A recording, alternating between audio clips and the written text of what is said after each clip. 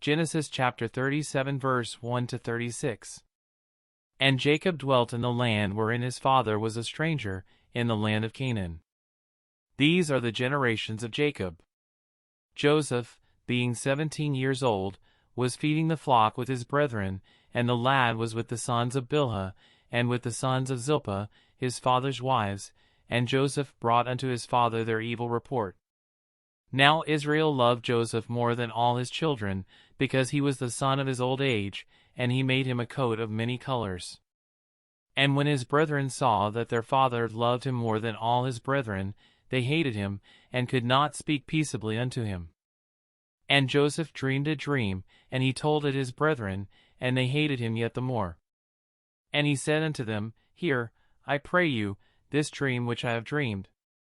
For, behold, we were binding sheaves in the field, and, lo, my sheaf arose, and also stood upright, and, behold, your sheaves stood round about, and made obeisance to my sheaf. And his brethren said to him, Shalt thou indeed reign over us? Or shalt thou indeed have dominion over us? And they hated him yet the more for his dreams, and for his words. And he dreamed yet another dream, and told it his brethren, and said, Behold, I have dreamed a dream more, and, behold, the sun and the moon and the 11 stars made obeisance to me. And he told it to his father, and to his brethren, and his father rebuked him, and said unto him, What is this dream that thou hast dreamed? Shall I and thy mother and thy brethren indeed come to bow down ourselves to thee to the earth? And his brethren envied him, but his father observed the saying. And his brethren went to feed their father's flock in Shechem.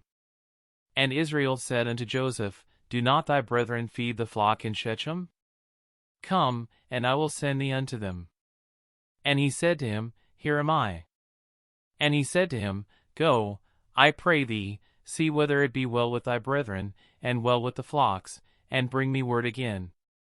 So he sent him out of the vale of Hebron, and he came to Shechem. And a certain man found him, and, behold, he was wandering in the field, and the man asked him, saying, What seekest thou? And he said, I seek my brethren, tell me, I pray thee, where they feed their flocks. And the man said, They are departed hence, for I heard them say, Let us go to Dothan. And Joseph went after his brethren, and found them in Dothan. And when they saw him afar off, even before he came near unto them, they conspired against him to slay him.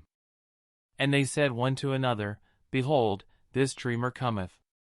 Come now therefore, and let us slay him, and cast him into some pit, and we will say, Some evil beast hath devoured him, and we shall see what will become of his dreams.